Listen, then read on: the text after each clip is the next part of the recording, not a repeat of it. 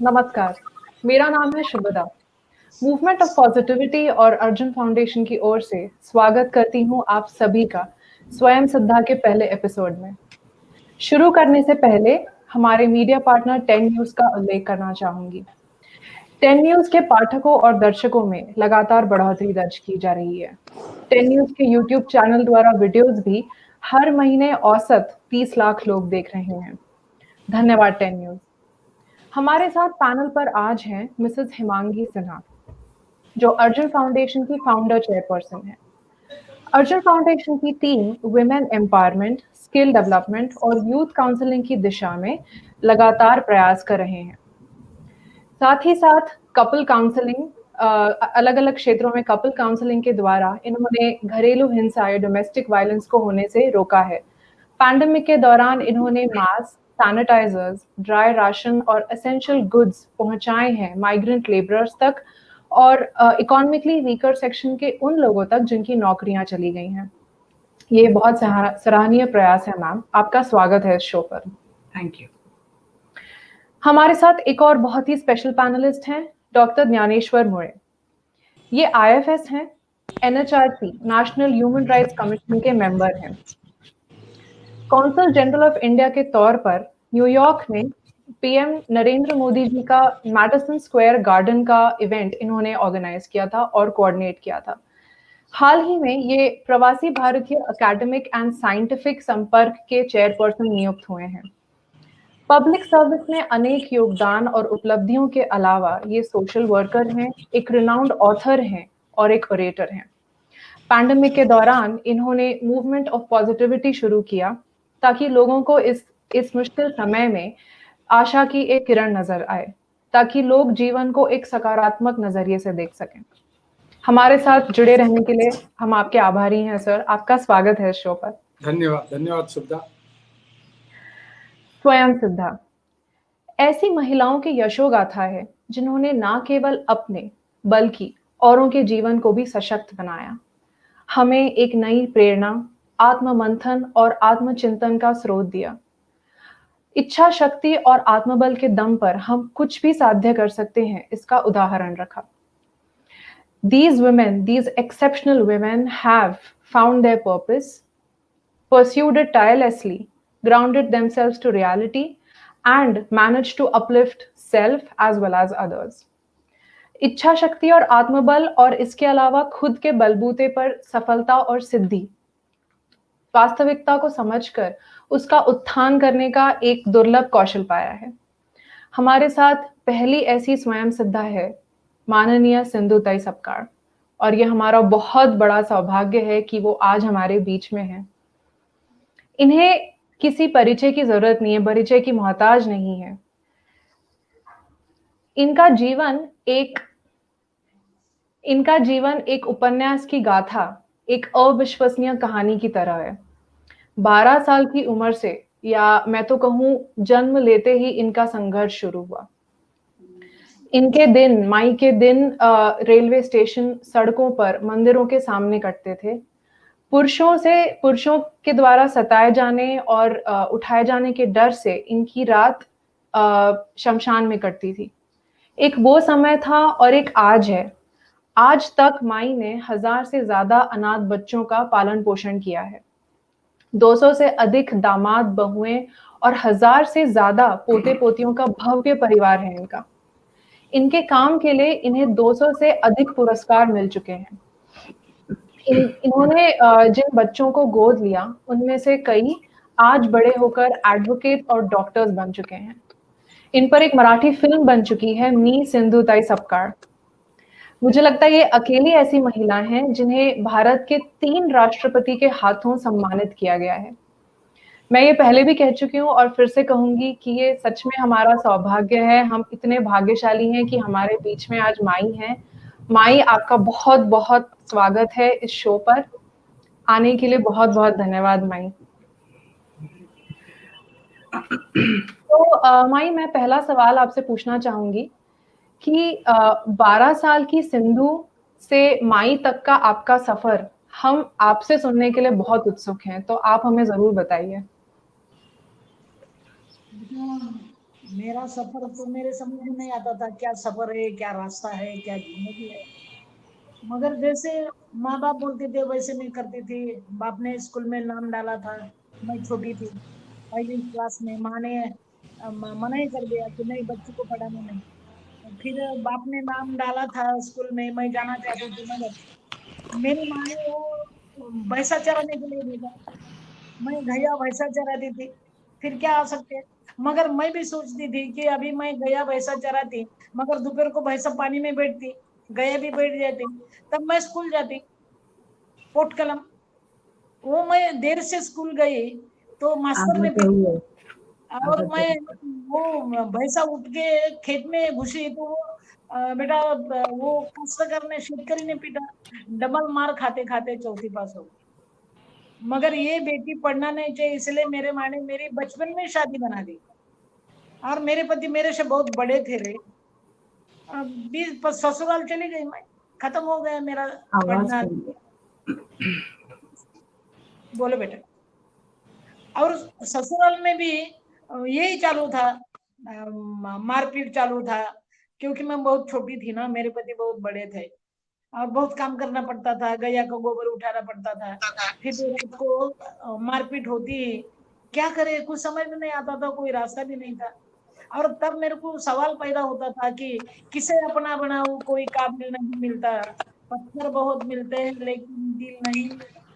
सबके दिल पत्थर ही थे ना, मैं अकेली थी सब सहन करने वाली। पानी भरते भरते मैं गाना गाती थी, वो गोबर उठाते उठाते मैं गाना सीखती, कागज पढ़ती। था उसको पढ़ना नहीं आता था। उसको लगता था मैं पति होकर मैं पढ़ नहीं सकता, और ये पत्नी होकर पढ़ती है तो नवरेशाही का अपमान है। सब उल्टा पुल्टा है मेरी जिंदगी, क्या करूं। अभी लोग पूछते हैं कि मैं ये सब कहाँ से आया, तो मैं बोलती कि बाबा मैंने तब मेरे को नहीं मिलेगा, इसीलिए मैंने वो जो कागज मिलता था डाला हुआ वो मैंने वो किराना बांध के आता था ना, गुड़ बांध के, बहुत सबसे बड़ा कागज तो गुड़ का था। तो मैं वो चोरी से रखती थी उसको कि किसको ये उसको देखेंगे।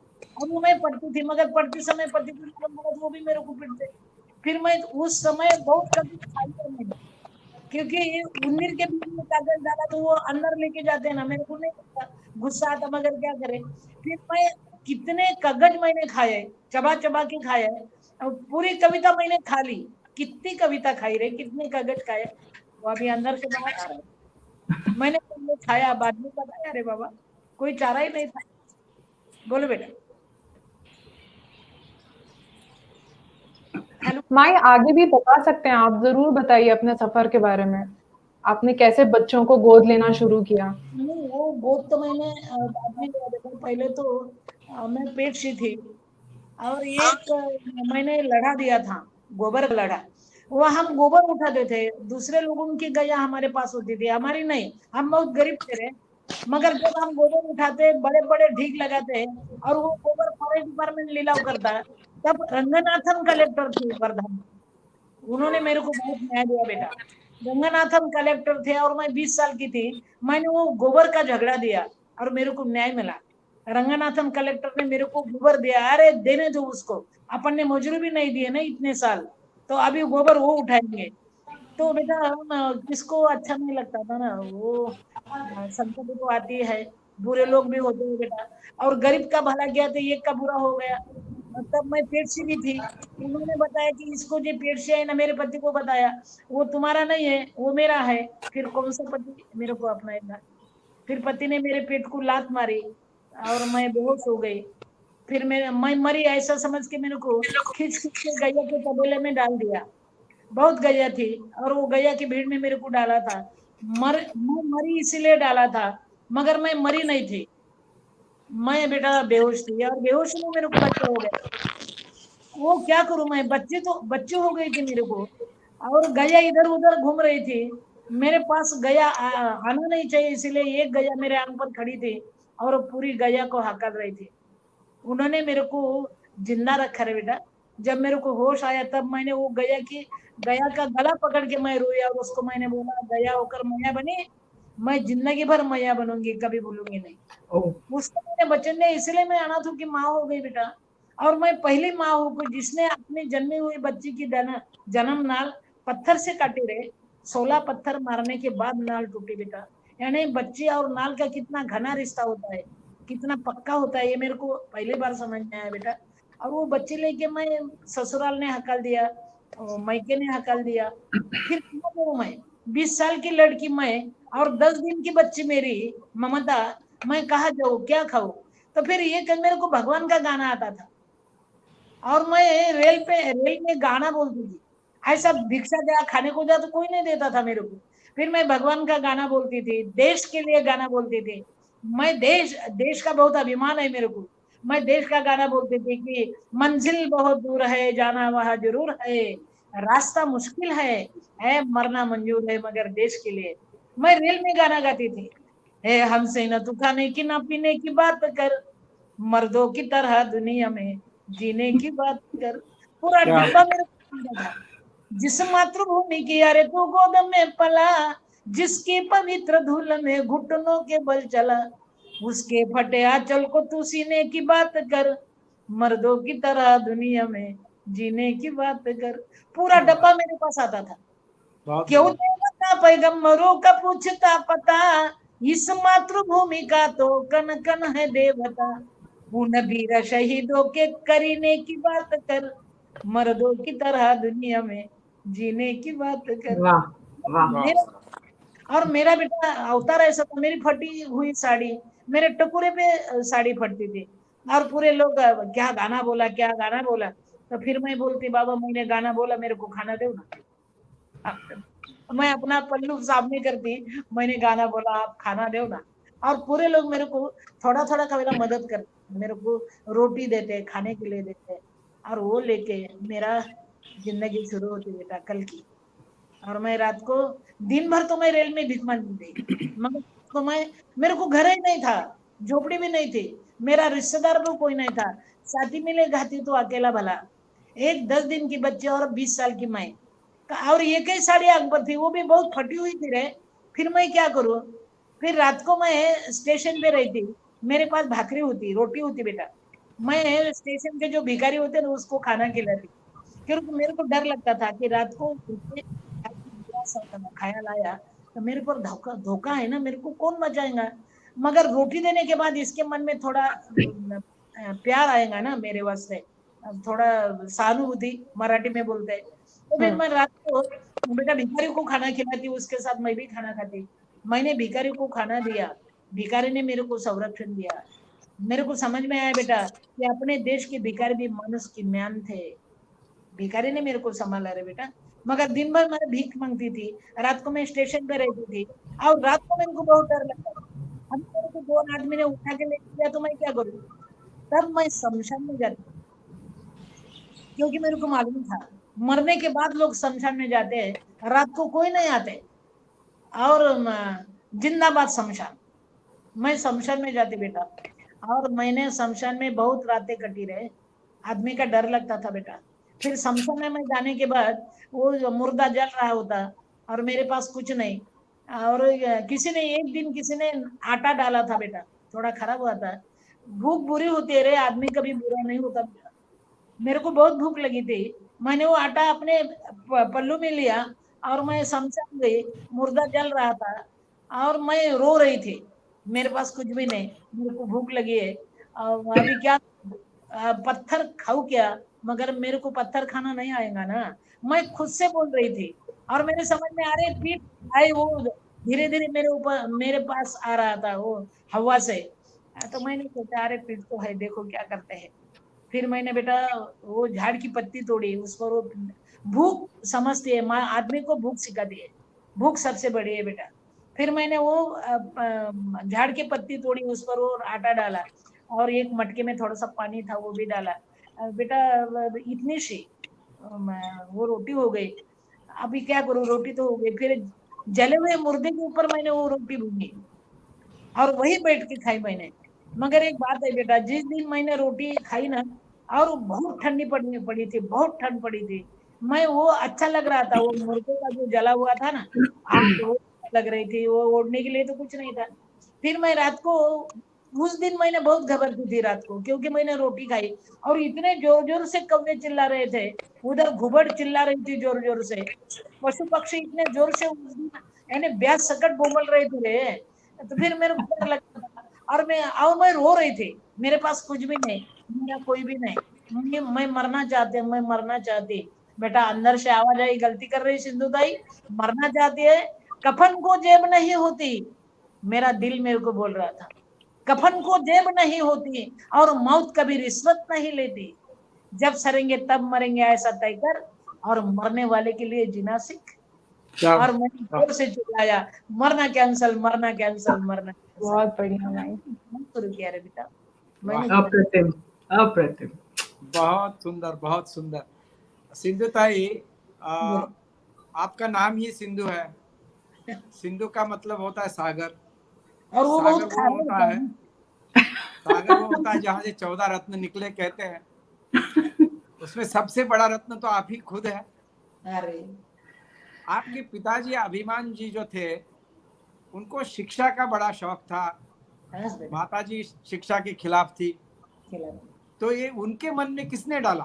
क्योंकि वो तो आपसे भी पहले पुराने पीढ़ी के रहे हैं, उसके बावजूद भी, क्योंकि आप जिस समाज से आई वहां तो शिक्षा की ज्यादा कीमत थी नहीं,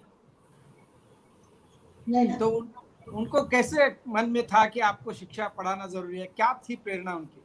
नहीं, मेरे पिताजी ने बेटा अलग ही थे, मेरे पिताजी अलग ही थे बेटा, उसको ना इतने अलग थे, हम खेलते खेलते किसी ने हमको मारा ना, तो हम रोते रोते घर आते, तो रोते रोते घर आने के बाद पिताजी और मारते और बोलते लड़ना सीखो, रोना नहीं। उन्होंने जो सिखाया बेटा, अरे सामना करना सीखो, डरना नहीं, मरना नहीं, सामना। क्यों तुम रोते आए, सामना क्यों नहीं किया? तो हम रोना भूल गए थे रे, क्योंकि आपने को मारा था, अभी रोते रोते जाएंगे तो पिताजी और भी मारेंगे ना, इसलिए हम रोना भूल गए थे। ऐसे अलग थे वो, और उसको पढ़ने की बहुत बहुत इच्छा थी, मगर नहीं पढ़ सकी, मैं क्या करूं, मगर मैंने दुनिया पढ़ी रे। ये भी कुछ कम नहीं तेरा दर छूटने के बाद, ये भी कुछ कम नहीं तेरा दर छूटने के बाद, हम अपने पास आए दिल टूटने के बाद। क्या बात है, क्या बात है सिंधु ताई, फार छान, बोलो बेटा, बहुत अच्छा। बोलो। अगले महीने 14 तारीख को आपकी बरसगांठ है, माने कि बर्थडे है आपका बर्थडे और नेहरू जी का बर्थडे एक ही दिन आता है। नेहरू जी भारत के प्रधानमंत्री थे, आप जनता की दिल के प्रधानमंत्री हैं। मैं समझता हूँ कि ये नेहरू जी के साथ आपका जो कोइंसिडेंस है जन्म तारीख का, इसमें आपको क्या लगता है? इसके बारे में कुछ आप कभी सोचती है कि नहीं? वो क्या बेटा, नेहरू जी को बहुत बच्चे अच्छे लगते थे ना, नेहरू चाचा थे ना वो, तो मैंने वैसा आगे चल पड़ी मैं लेके, उसको बच्चे अच्छे थे, मेरे को अनाथ बच्चे अच्छे लगे, जिसका कोई उसकी मैं माँ बन गई। बहुत सही है, रिश्ता तो बच्चे से थे, बच्चे से ही था मेरा रिश्ता, और यहाँ तक आ गई बेटा। बोलो, तुम बोलो, फिर मेरे को बोलना आएगा। हाँ, पूरी दुनिया को आपने एक तरह से माँ का प्यार दिया है, इसलिए शायद आपको सिंधु कहते हैं। तो जिस परिस्थिति, मतलब एक समय था आपने रेलवे के प्लेटफॉर्म पर भीख मांगी है, आज जो भी बच्चा भीख मांगता है उसको आप सहारा देती है।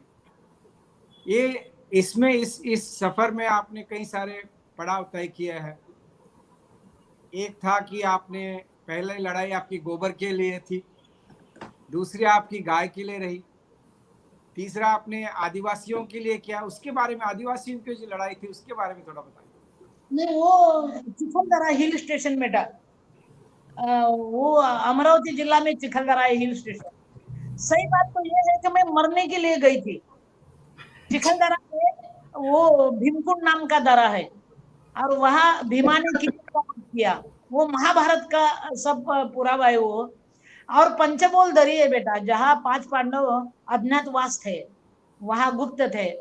तो मेरे को वो बहुत आकर्षण था, क्योंकि मैं जब स्कूल में जाती थी ना, तो चौथी क्लास में शरद चंद्र टोंगो नाम का वो जो लेखक था उसका धड़ा पढ़ा था मैंने, विदर्भाचे नंदनवन चिखलदरा, और मैंने तय किया वो नंदनवन में जाके मरे। और मैं चिखलदरा मरने के लिए गई थी रे बेटा, मगर मैं चिखलदरा गई, एक झाड़ के नीचे खड़ी थी और बहुत बड़ा दरा है भीमकुंड नाम का चिखलदरा में, और कीचक का खून किया और भीम ने जहाँ हाथ धोए वो दरा है। मैं वो दरे के वो टेकड़ी में खड़ी थी और अभी मरना था। मैं सोच रही थी जरा देर से मरे तो क्या होता है, जरा लेट मरेंगे ना। लेट मरेंगे तो मेरा ध्यान वो जो झाड़ के नीचे मैं खड़ी थी ना, वो पेड़ के ऊपर मेरा ध्यान गया कि जो मेरे को छाया दे रहा था। मई महीना था, 14 मई था बेटा, 14 मई। ये 14 तारीख मेरे से बहुत लागू है रे जगह जगह। आणि 14 मई था, मेरे बच्चे 14 मई ये दिन में मेरा मरने का वार दिवस करते हैं। तो 14 मई था, झाड़ के नीचे खड़ी थी, बहुत तप रही थी सब धूप, और मेरा ध्यान गया वो झाड़ के ऊपर, और मेरे समझ में आया कि अरे ये झाड़ के ऊपर किसी ने कुल्हाड़ी मारी है। कुल्हाड़ी मारने के बाद वो झाड़ के धीरे धीरे वो पानी गिर रहा था बेटा, और मैंने सोचा कि ये खून का आंसू बहा रहा है झाड़, तो जिसने इसके ऊपर कुल्हाड़ी मारी उसको ये झाड़ ने छाया दी होंगी ना, उसने ये नहीं बोला होगा कि तूने मेरे को मारा है, मैं तेरे को छाया नहीं देती जा।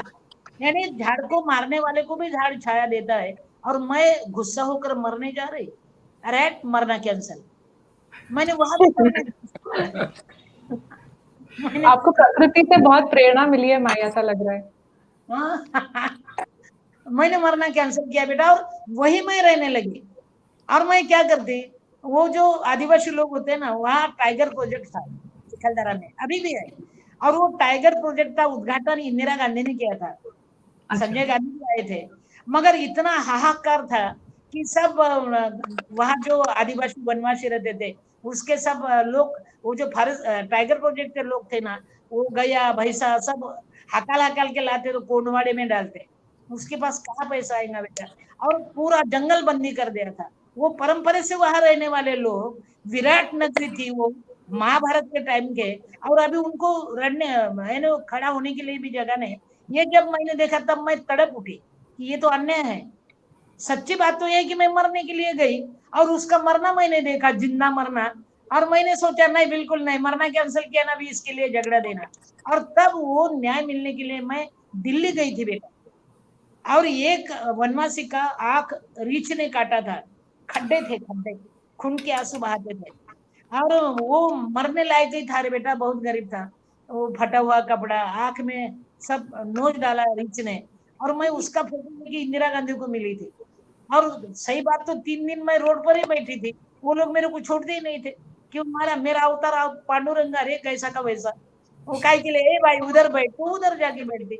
मगर तीसरे दिन उसको मालूम पड़ता था इंदिरा गांधी को कि कोई भाई आए मिलना चाहते हैं, तो तीसरे दिन वही मेरे को मिलने आए बाहर, और मैंने उसको भी बोला मंजिल बहुत दूर है, जाना वहां जरूर है, रास्ता मुश्किल है, मरना मंजूर है, माँ मरने वाले के लिए मैं न्याय मांगने के लिए आई हूँ। आपने उद्घाटन किया महाराष्ट्र में, और वहां बहुत अन्याय है, न्याय दो ना। और मैंने वो वहां से न्याय मिला मेरे को, इंदिरा गांधी ने वहां से कलम लागू किया, और तब कोई भी नहीं पूछता था, जो लोग घायल होते थे। अब चिखलदरा में वो जो तहसीलदार होता ना, वो गांव गांव घूमता, किसको रीछ ने काटा है का, किसको जख्मी किया है का, हम पैसा देते। मगर तब मैंने इंदिरा गांधी को भी गाना बोल के सुनाया, मैं बोली मेरे गाना आता है ना। मैंने उसको भी गाना सुना है बेटा, हमसे न तू खाने की ना पीने की बात कर, मर्दों की तरह दुनिया में जीने की बात कर। और वो इतनी खुश हो गई, मेरे को 10,000 का चेक दिया। वो टिकट कैसे, आपके पास पैसा था? मैं बोली नहीं, मैं विदाउट टिकट आई। वो किसी ने मेरे को उतारा 2 दिन बार, मैंने फिर गाड़ी पर गया। अभी लोगों को पैसा मिलता है, किसी को काटा तो वहां तक सरकार जाती है बेटा। बस मेरे लिए तो कुछ नहीं कर सकी, मगर उनके लिए मैंने किया। मेरी शुरुआत चिखलदरा से है बेटा।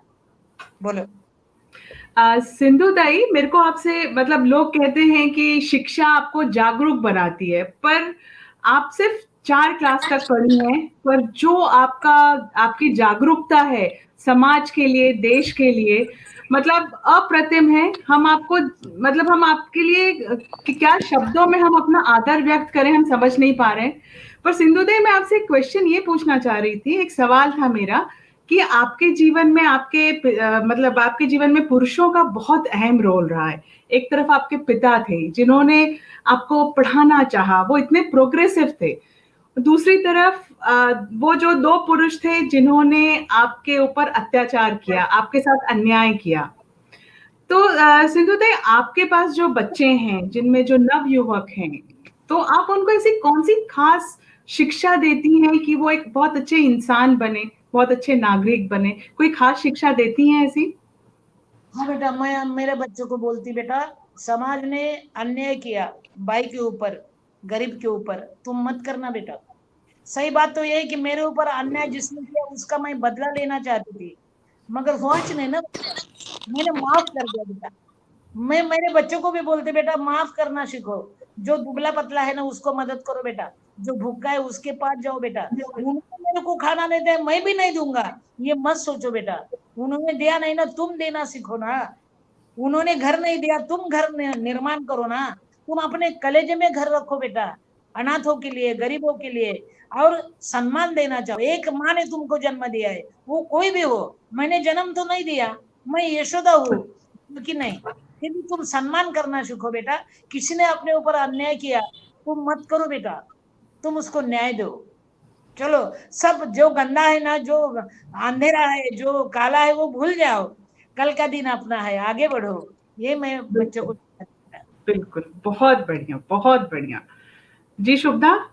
हाँ, माई मेरा ये सवाल है कि आपके पूरे सफर में भारतीय सामाजिक व्यवस्था की क्या भूमिका रही है? बेटा, हमारा भारत अलग है रे। अभी देखो, मेरे को अभी याद आया कि मैं जब अमेरिका गई ना, तब वो मैं अमेरिका जाते समय 22 घंटा विमान में थी, और डर लगता था कि अभी ईमान बदकन पड़ा तो क्या करें, मगर वो पड़ा नहीं। तो फिर वहां जाके सब लोगों ने जोर से चिल्लाया, महाराष्ट्र के लोगों ने, जय महाराष्ट्र, जय महाराष्ट्र। अरे मेरा नववारी देश, जय महाराष्ट्र। आणि वहां जाके मेरे को मालूम पड़ा बेटा कि अरे दुख बहुत होता है, मगर जीना भी आता है। तो बेटा, अपने लिए तो सब कुछ जीते हैं रे, औरों के लिए जियो। और मैंने वही भाषण दिया बेटा कि मैं अनाथों की माँ हो गई, तुम भी रिश्तेदार बनो बेटा। तुम इतने दूर आए, तुम घर नहीं जा सकते, घर वाले को तुमको याद आती है, घर वाले भी तुम्हारे लिए रोते हैं बेटा। मगर अभी एक काम करो, यहाँ कोई गरीब हो उसको देखो, कोई भूखा है क्या उसको देखो, बांट कर खाना सीखो बेटा, तुम्हारा दुख दर्द कम हो जाएगा रे। मैंने किसका बदला नहीं लिया, मैंने विरोध को भी दिया। मैंने जिसने माई के ऊपर अन्याय किया उसको भी मैंने संभाला बेटा, उसको भी मैंने संभाला, उसको भी मैंने खाने को दिया। ये बाई ऐसी होती है बेटा, वो माँ होती है ना। इसलिए ये जो मानवता है ना, वो खत्म नहीं होना चाहिए बेटा। मानवता जियो, मानवता सीखो। और मैं फॉरेन रिटर्न हो गई, मगर मानवता तो छोड़ी नहीं, छोड़ना ही नहीं, किसी ने भी नहीं छोड़ना बेटा। जो और जीने दो। बोलो बेटा। हाँ, माई हमारा जो अर्जुन फाउंडेशन है वो एक ऐसा संस्था है जहाँ पे सिर्फ नहीं, यानी औरतों का ही एक पूरा ट्रस्ट बोर्ड है, औरतें ही उसमें ज्यादा काम करती हैं। तो डॉक्टर सुहासिनी और डॉक्टर मृणालिनी और अलका ने एक क्वेश्चन आपसे खास कर पूछा है कि जो पहले नारी की एक स्थिति थी समाज में, वो स्थिति और आज की स्थिति में आपको क्या फर्क नजर आता है? और जो आपके साथ घटित हुआ उस समय, यदि आज ऐसा हो तो क्या नारी कुछ अलग तरह से रिएक्ट करेगी, या वो भी? जी। क्या बेटा, तब भी नारी के ऊपर अन्याय था, अब भी अन्याय है। जी। तब नारी पढ़ी नहीं थी रे, बहुत जी। कम थी। अभी ज्यादा नारी पढ़ रही है, इसलिए उसको ज्यादा देखना चाहिए बेटा। जी। ऐसी तूफान होना चाहिए उसके जी। नजर में, अभी क्या करना है, अभी कैसे आगे बढ़ना है। वो पढ़ती बड़ी होती, मगर विशाल नहीं बनती बेटा, कंजेस्टेड होती हो ना बेटा। तुम माँ हो देश की, तुम इतनी कंजेस्टेड मत हो जाओ रे। पढ़ो लिखो बड़ा हो, मगर इधर उधर देखो रे बेटा। तुम्हारी जरूरत है। भाई नहीं तो कहीं नहीं, देश नहीं तो कुछ नहीं बेटा। वो देश को मिलता है। उन्होंने इतना सा नहीं होना, भव्य होना चाहिए, औरों के लिए जीना चाहिए बेटा। क्या बात। तो मर जाती रहे। मैंने औरों के लिए जीना सीखा, और सबसे बड़े, मैंने मेरे पति को माफ किया। जो पति ने मेरे को हकाल दिया उसको मैंने माफ किया। मेरा सत्कार मेरे ससुराल ने किया रे। मेरे सत्कार में क्या बात 7 है। मंत्री थे महाराष्ट्र के, और क्या मेरे बात। सत्कार में मेरे पति रो रहे थे। सच्ची बोलूं क्या, वो रो रहे थे, मेरे को बहुत अच्छा लग रहा था रे। मगर थोड़ा सा अच्छा लगा, और अंदर से आवाज आई बेटा, बाई का कलेजा माँ का होता है। अंदर से आवाज आई, गलती कर रही सिंधु ताई, उसने नहीं छोड़ा होता तो तू इतनी बड़ी होती। उन्होंने छोड़ने के बहुत बिल्कुल। बढ़िया। उसको माफ करो। मैं उसके पास गई, उसका हाथ हाथ में लिया, थोड़ा सा दबा भी दिया। मैं बोली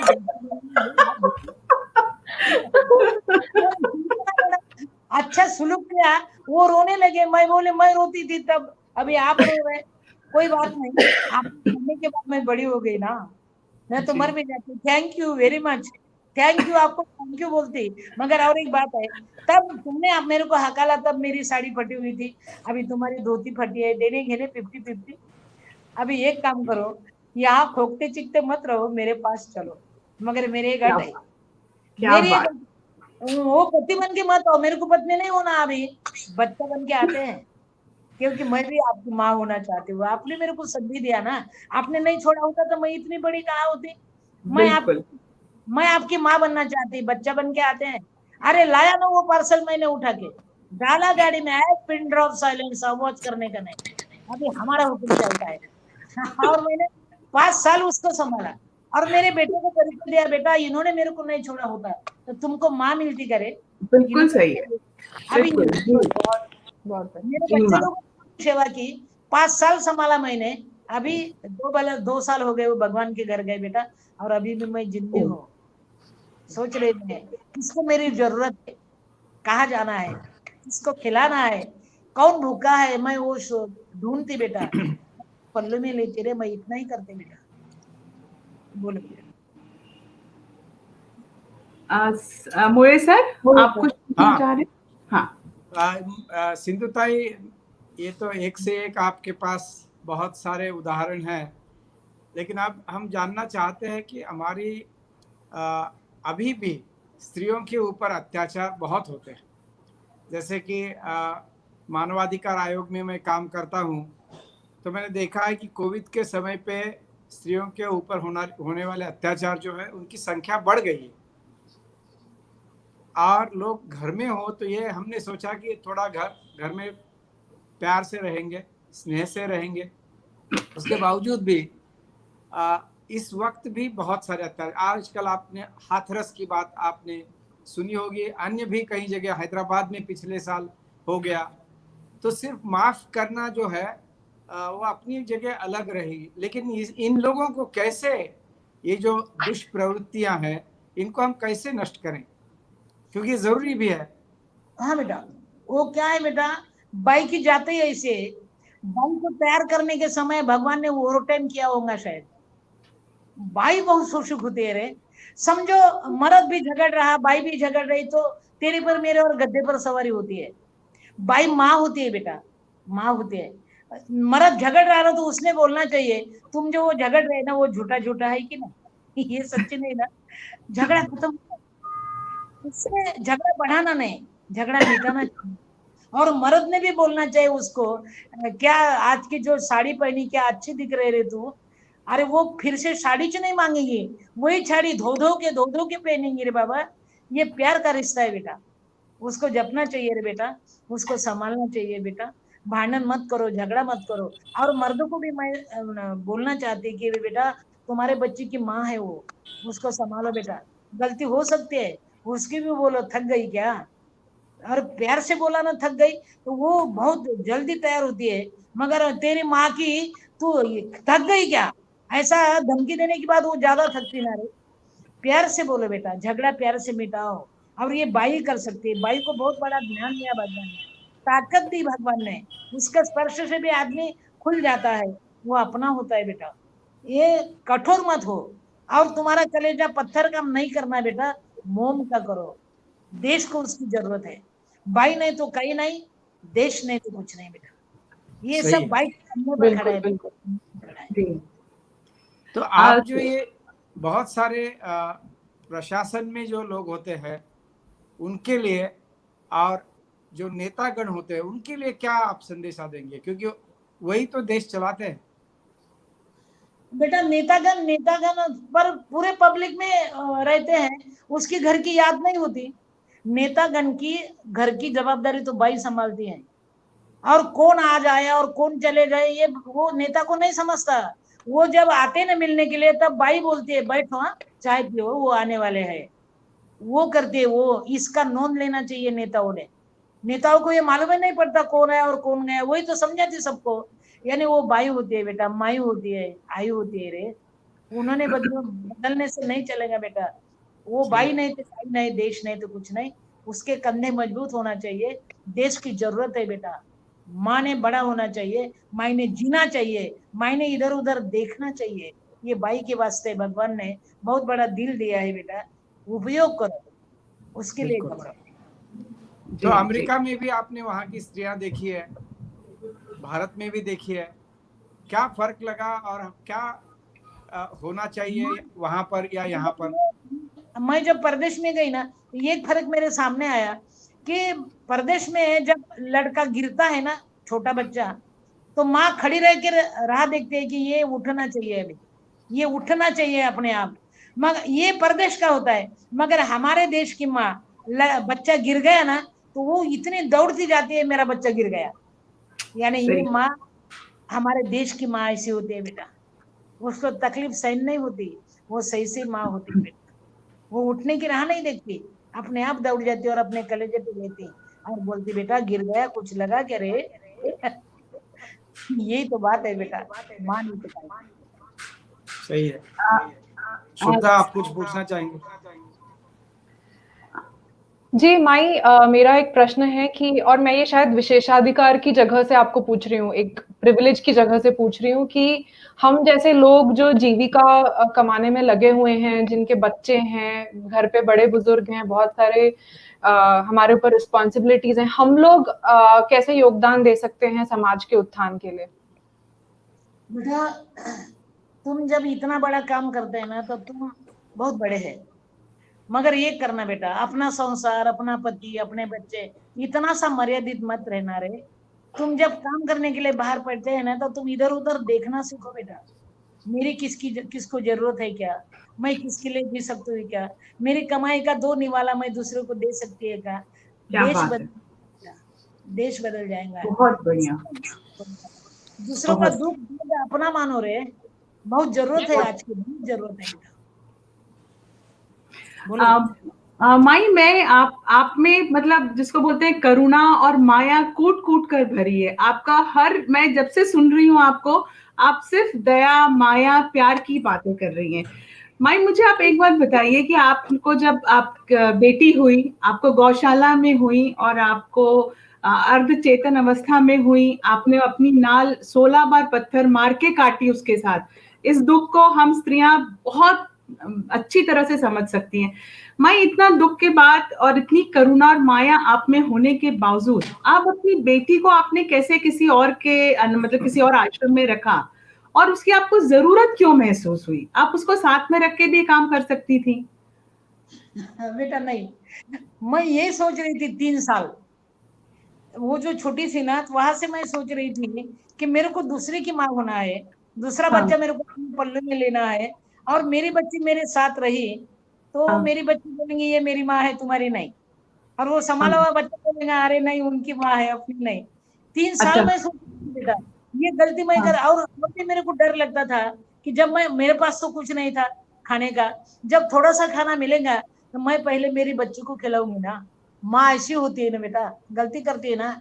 मैंने 3 साल सोचा क्या करूं क्या करूं, फिर मैंने तय किया कि नहीं, मेरी बच्ची मेरे साथ रहेंगी तो मेरी माँ गलती करेंगी ना। एक तो दूसरों की माँ बनना चाहता, ये तो अपनी बेटी की माँ होनी चाहिए।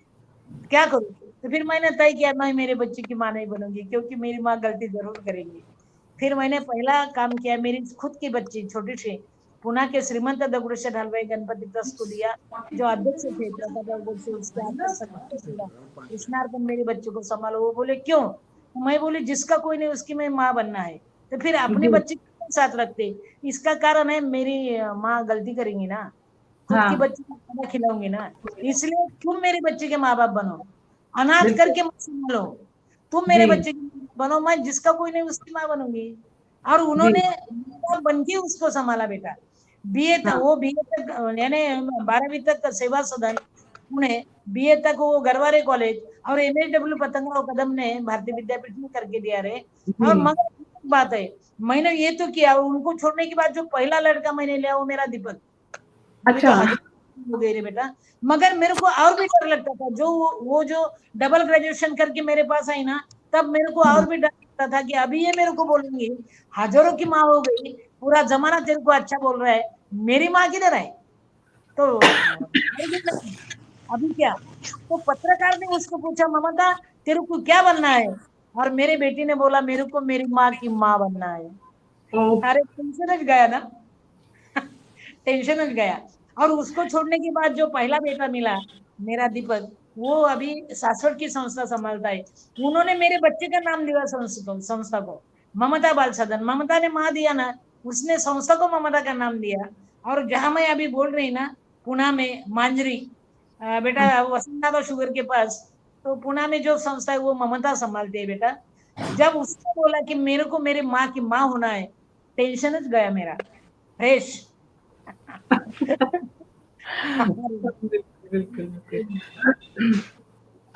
माई मेरा प्रश्न जी माई मेरा प्रश्न आपसे है कि मैं आज सुबह एक गाना सुन रही थी, उसमें एक लाइन थी कि गाड़ दो बीज हूँ पेड़ बन ही जाऊंगा।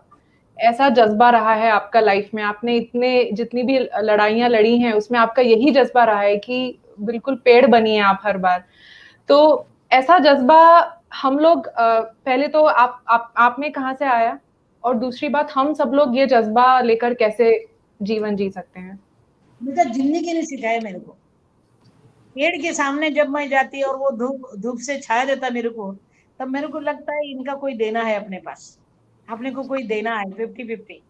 और एक बात है बेटा, मेरे भूख ने मेरे को ये करना सिखाया। पेड़ तो मैं बनी, औरों के लिए जो धूप में तप रहे उसके लिए छाया बनना चाहिए मैं। सिंधु ताई वो देखो कितनी गर्मी है कितनी धूप है, तेरी छाया कम नहीं होना चाहिए।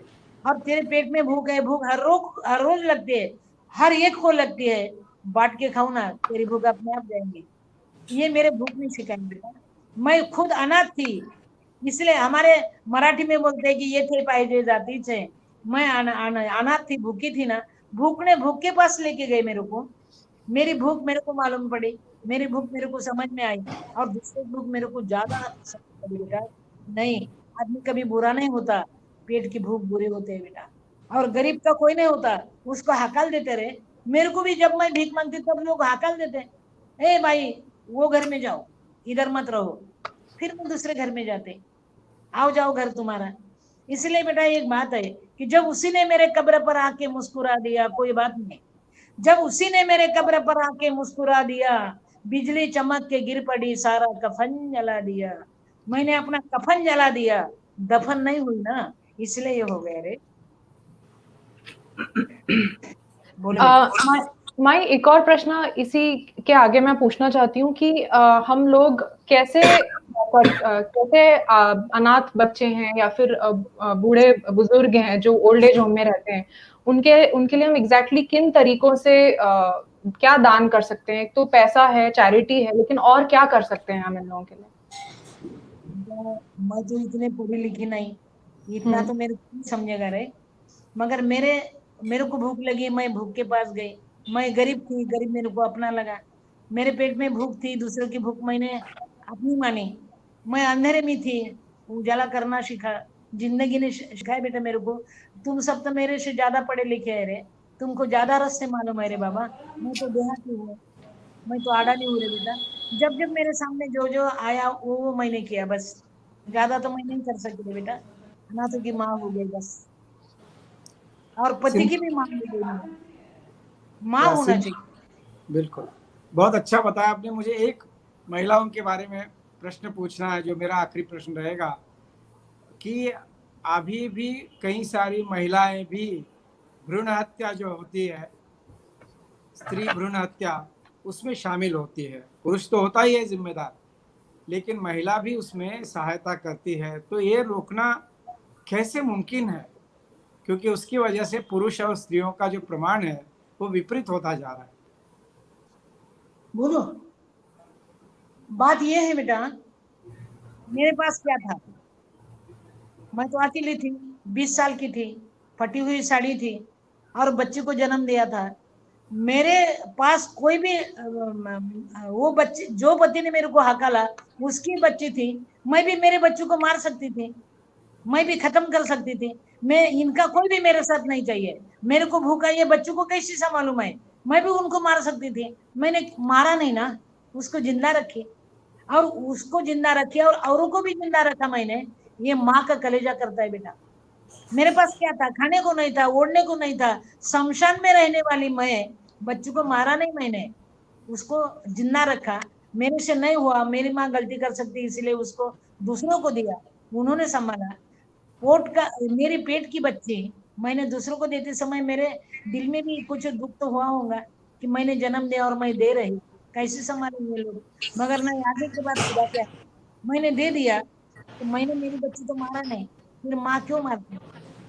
जियो ना बेटा, तुम उसको जन्म देती है, पालना भी चाहिए ना, काय के लिए मारते रे? ना मारो बेटा, ना मारो, जियो और जी जी। सिंधु दाई, आप बहुत अच्छा गाना गाती हैं, ये बात मैंने सबसे सुनी हुई है और कई बार देखा भी है। 2 लाइन आप हमारे लिए आज यहाँ पे प्रस्तुत कर पाएंगी? हाँ बेटा, मैं सबको बोलूंगी कि खुद दर्द की दवा हो औरों से न दवा ले, खुद की दवा बनो औरों के लिए, खुद दर्द की दवा हो औरों से न दवा ले, सोफे पे मत पड़े पड़े पंखे की हवा ले, मेहनत से बनने वाले, मेहनत से बनने वाले पसीने की बात कर, मर्दों की तरह दुनिया में जीने की बात कर। इनकलाब जिंदाबाद। जियो और जीने दो बेटा, खुद का जीना नहीं, औरों के लिए जीना सीखो। कल दिन निकलने वाला है, एक रात का अंधेरा छट जाएगा, हम जिएंगे और जीना देंगे जी सबके। जी जी बहुत जी बढ़िया, जी। बहुत बढ़िया। मैं आप बहुत बड़े बड़े लोगों से मिली हैं, व्यक्तित्वों से मिली हैं। आपको कोई एक खास व्यक्तित्व बहुत आपको प्रभावित किसी ने किया है कि आपको लगा हो कि हाँ इनमें दम है टाइप, ऐसा कुछ आपके अपने इसमें? मैं, मेरे को बेटा सुरेश भट्ट बहुत अच्छे लगते थे, हमारे महाराष्ट्र के। ना अच्छा। भैया मग मराठी, हो मराठी, मैं भी मराठी थी ना, जन्मलो तेव्हाच नेत्री आसवे घेऊन आलो, दे तुझे आकाश गंगा बोल मी केव्हा म्हणालो, वाह, घेतला श्वास जेव्हा कंठ होता कापलेला, पोळलेला प्राण माझा बोलण्याआधीच गेला, जीवनाची ज्योत यात्रा थांबली जेव्हा स्मशानी, घेतला काढून खांदा ओळखीच्या माणसा, जो अपने होते वो कंधा निकाल के चले जाते हैं, तुम्हारा कंधा मजबूत करो, ये लोगों ने मेरे को सिखाया रे। उसका कविता से मेरे को बेटा मेरे को वो ताकत आई जीने के क्या लिए, बात। मेरे को ऊर्जा मिली और मैं जिंदी रही। हाँ। बोलो। सिंधु दे, आपके आप अभी पूना में हैं और ममता आपकी जो बेटी हैं वो कहाँ का संभालती हैं, वो कौन सा आश्रम संभालती हैं आपका? पुणे का मांजरी में आश्रम है मेरा, सन्मति बाल निकेतन जी, अच्छा। मांजरी में है, कभी आए इधर तो आओ ना। जरूर जरूर, बिल्कुल, हम सभी प्रयत्न करेंगे आपके उधर आने का। और मेरे ख्याल से सर आप कुछ कहना चाहेंगे? मैं थोड़ा कंक्लूडिंग बोलूं कि अभी समय, सिंधु ताई आप वात्सल्य के सिंधु है, हमारे लिए प्रेरणा का बहुत बड़ा स्रोत है, और हम सब के लिए, समाज के लिए आपका जीवन ही एक पुस्तक है। मैं समझता हूँ जो आपका संघर्ष समझेगा वो जिंदगी में कभी पराभूत नहीं होगा, उसको कभी पराजय देखने को नहीं मिलेगी। आपने जो कहा दूसरों को क्षमा करने के बारे में, माफ़ करने के बारे में, ये तो बिल्कुल सहानुभूति, समानुभूति और बुद्ध ने जो संदेश दिया, उस संदेश का वास्तव में एक मूर्तिमंत उदाहरण है। क्योंकि बुद्ध को तो हमने देखा नहीं है, लेकिन आपकी ये जो करुणामयी अस्तित्व है, उस करुणामयी अस्तित्व ने हम सबको आज एक बहुत बड़ी ऊर्जा दे दी। और हर एक प्रश्न का आपने बहुत ही अपनी जिंदगी से मिसाल लेकर उसका सवाल का जवाब दिया। आपका वास्तव में कोई जवाब नहीं। मैं आपको हम सब की तरफ से अभिवादन करता हूँ और आपको बहुत ईश्वर करे बहुत लंबी उम्र मिले और आपके ऊर्जा जो है उसके एक एक अंश जो है भारत के हर बच्चे में आए, भारत के हर युवा में आए, भारत के हर नागरिक में आए। यही कामना के साथ मैं आपका आभार व्यक्त करता हूँ, कृतज्ञता व्यक्त करता हूँ। धन्यवाद। नमस्कार। धन्यवाद सर। ये एपिसोड बहुत ही दिलचस्प और प्रेरणादायक रहा है। एक धन्यवाद देना चाहूंगी हिमांगी मैम और ज्ञानेश्वर सर का इस प्रोग्राम में योगदान के लिए।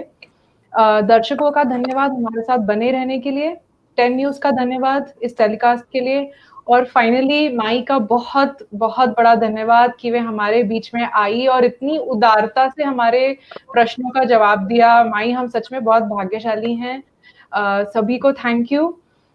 तो यहाँ मैं आपसे विदा लेती हूँ। अपना ध्यान रखिए। नमस्कार। नमस्कार।